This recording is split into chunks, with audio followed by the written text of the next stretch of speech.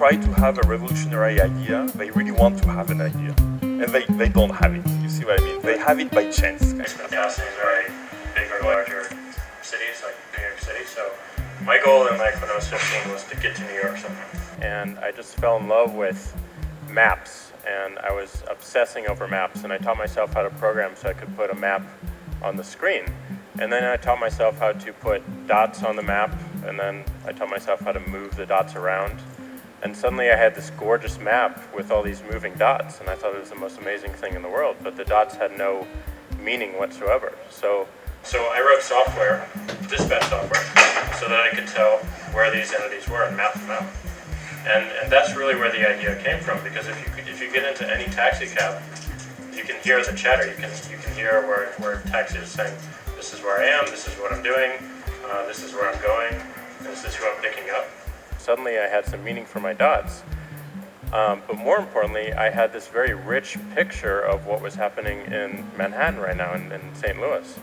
And in 2000, I realized that there was one missing piece of that, and it was the citizens, it was my friends. I always wanted that for my friends. I wanted to know what's going on with my friends right now in real time, and I wanted to be able to map them around the city and around the world. Is something I've been developing for a long time. SMS came on the scene, and the common usage for that was this one-to-one social awareness, like what are you doing tonight?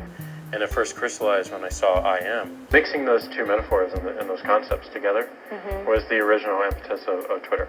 And when you look at a standard I am buddy list, you see all these away messages. And with one glance, you can see more or less what your friends are doing. So I tried to build a system like Twitter in 2000 with a BlackBerry and email. And I really wanted to get away from the computer and update that status when I was not sitting in front of a desk. And I was the only one using it, and it turned out that none of my friends were interested in what I was doing. But what was your pitch? Like, can you sell it to me in 2000?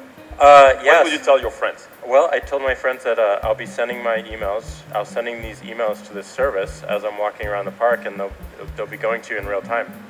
And they were like, no, I don't want that. Stop. So that didn't work out. And in 2006, I was working at a company called Odeo with my co-founders Biz Stone and Evan Williams. And it was a podcasting company, and we were looking at SMS, and SMS was getting really, really big in this country, in the US at that time. And we were looking at group communication and how to fit podcasting into group communication. And the idea came up again, and we were given 2 weeks to work on it, and we made it happen, and that was it.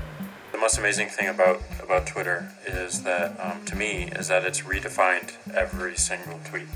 Every person has their own definition of what it is and why it's important, why it's relevant, and what it can be used for. And it turns out if you ask these people, why is it relevant today, why is it important today, and then you ask a year later or even 6 months later, you'll have completely different answers. And you may have completely different answers based on just a day of asking them.